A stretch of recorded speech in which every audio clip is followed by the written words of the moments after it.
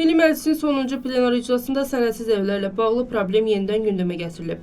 Məsələ bələdiyyələrin fəaliyyətlərinə inzibati nəzarət həyata keçirən orqanın 2024-cü il üzrə məruzəsinin müzakirəsi zamanı qaldırılıb. Bildirilib ki, sənədsiz evlərin sənədləşdirilməsi uzun illərdir cəmiyyəti narahat edən ciddi problemlərdən biridir və bu sayədə təcili tədbirlər görülməsinə ehtiyac var. Mövzu ilə bağlı Milli Məclisin deputatı Vüqar Bayramov News 24 azı açıqlamasında qeyd edib ki, bu istiqamətdə həm qiymətləndirmə, həm də müvafiq dövlət qurumlarında müzakirə prosesi uzun müddətdir aparılır. Əmək məsələləri üzrə dövlət xidmətində sənədsiz evlərin sənədləşdirilməsi ilə bağlı işlər görülür və ilkin qiymətləndirmələrə əsasən 450 mindən çox sənədsiz evin mövcud olduğu bildirilir. Bunların böyük bir hissəsi Bakı şəhərində yerləşir. Bununla yanaşı təhlükəli və qeydiyyatçız ərazilərdə, xüsusilə də neft blokları və nəqliyyat infrastrukturuna yaxın zonalarda yerləşən evlərin sayının təxminən 70 min olduğu qeyd olunur. Bu ərazilər təhlükəsizlik baxımından daha ciddi risk daşıdığı üçün onların sənədləşdirilməsi prosesi daha həssas yanaşma tələb edir. Deputat onu da vurğulayıb ki, məsələ hazırda hökumətin diqqətindədir və sənədsiz evlərin rəsmi qeydiyyata alınması, vətəndaşların mülkiyyət hüququnun tanınması